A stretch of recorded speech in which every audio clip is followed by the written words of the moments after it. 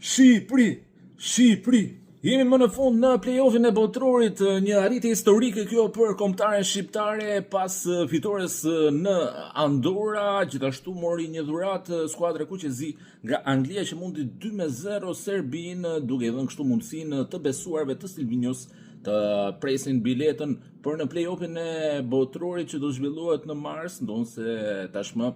gjithçka do të jetë e përqendruar në atë që do të ndodhë pas gati 4 muajsh e gjysmë.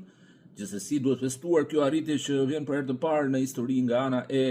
kombëtares shqiptare që ka arritur kotën e 14 pikëve duke lënë 4 pikë prapa pikërisht serbët në vendin e tretë, të cilët pësuan humbjen e tretë